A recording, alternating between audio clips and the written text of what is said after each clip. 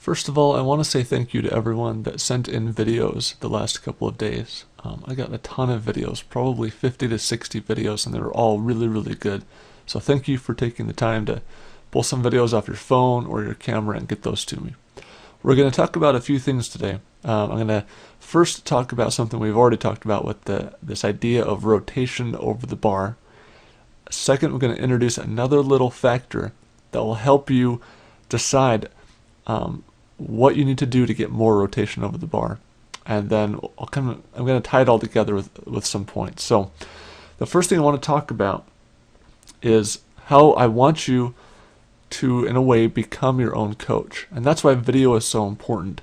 When you have a video of yourself taken by a friend or a fellow jumper or even a coach, when you have a video of yourself and when you have an understanding of how the high jump works, you can take those two things and identify what you're doing wrong and fix it and get better. The next time you get a video of yourself, you can compare and see if you've made those changes. And that, again, is why video is so important. It helps you not only see what you're doing wrong, but it helps you see if you're fixing what you're doing wrong the next time you get a video. So today I want to talk about identifying what you're doing wrong. And the thing that I get the question about the most often is this idea of rotation over the bar. Most of the time when I hear people talk about clipping the bar with their heels, sitting on the bar, not arching enough, those things are almost always a case of not having enough rotation. Even when people say, my jumper is hitting the bar with their butt, that usually means they're not rotating enough. So let me talk about or show you some examples of what I mean by that from the jumps that you sent in. First, this jump is Michael, and it's probably pronounced differently because he's from Sweden, probably Mikael or something. I'm not sure, but it's Michael for us. Michael jumping at an indoor meet, and I want you to look at one position, compare where his knees are to his shoulders when his butt passes over the bar. When your butt passes over the bar, that should be just about your highest point. And at your highest point, your shoulders and your knees should be level horizontally. But as you can see, his shoulders and his knees are not even close to one another. His knees are way, way below his shoulders. Let's look at another one. This is Matt jumping at 6 feet. His butt's passing over the bar. Look where his shoulders are. Look where his knees are. Not even close. Let me show you a couple examples. Well, I'll show you one example of a good one. I think this is the one right here. Yeah. As she goes over the bar, look where her shoulders are. Look where her knees are. Her butt passes over the bar. Shoulders and knees are almost on a horizontal plane, even with each other. That's exactly where you want to be. So when you look at your videos, you pull them off your phone or your camera, and you look at it, go directly to this spot and see where your rotation is. If your shoulders are above your knees at this point, as you can see, they're a tiny bit above, but I'm talking about a lot above. If they're a lot above your knees, you'll really want to work on this idea of rotation. So the next thing that we'll do is look at the thing that causes rotation, which is your angle and a couple other factors at takeoff. What I've done is backed up these videos a few frames so we can look at the position when their takeoff foot hits the ground, that last step when it hits the ground, where their body is.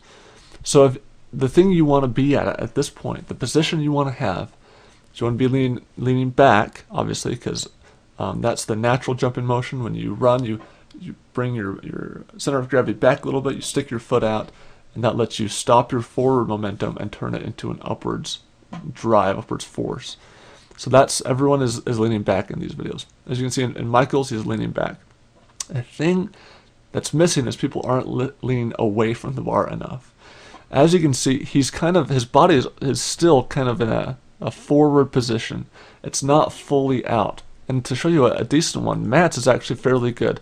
You can see he's leaning back a little bit more, but you can see there's this line right here, and then his body goes almost straight up after that. It's not totally straight up, but you can see his shoulders are forward. He's not making a good solid line away from the bar. With this video, this is a pretty good line. As you can see, her foot is stuck out. and her shoulders are back. They're not forward. If we look back at Matt's, his shoulders are a little bit forward. He's kind of leaning forward a little bit. But you can really see she's let her shoulders stay back on this position. Now there's one factor that I haven't talked about yet, and it's more of one of these things you look at when you're really kind of not getting enough rotation and you're frustrated about not being able to do that. And that is a matter of how long it takes you to jump.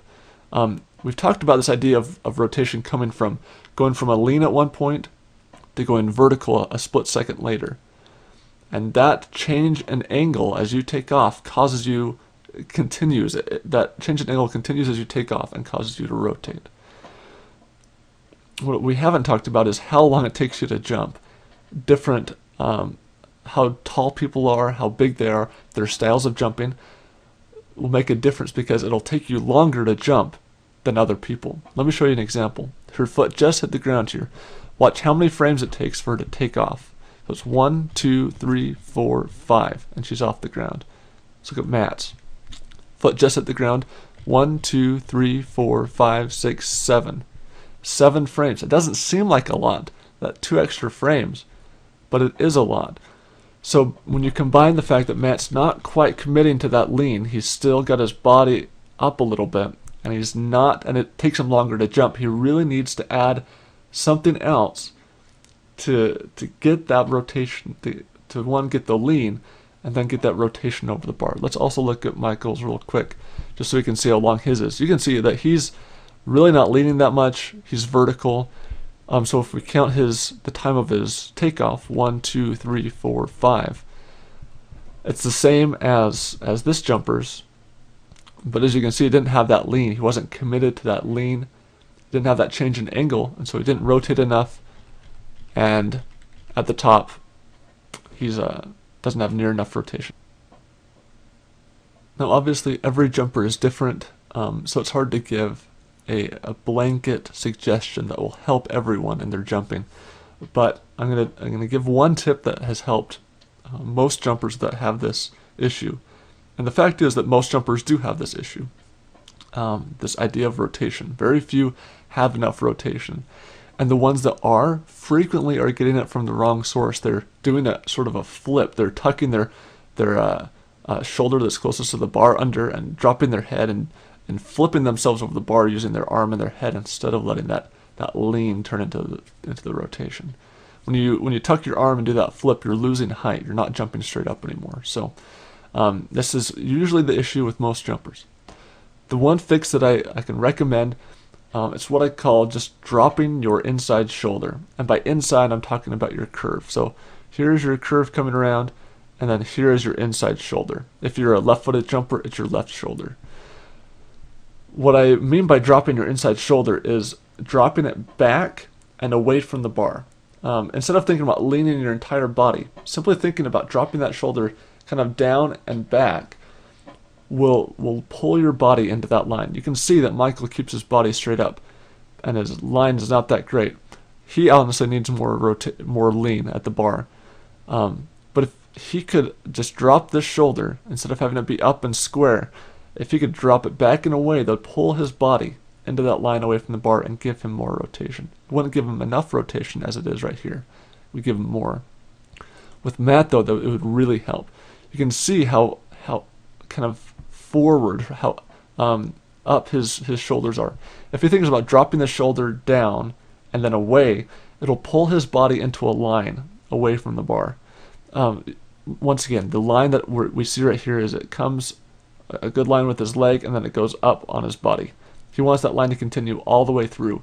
So if he just focuses on dropping that inside shoulder and then dropping it away a little bit as well, away from the bar, that'll pull his body into that line and give him the lean he needs to get the rotation over the bar.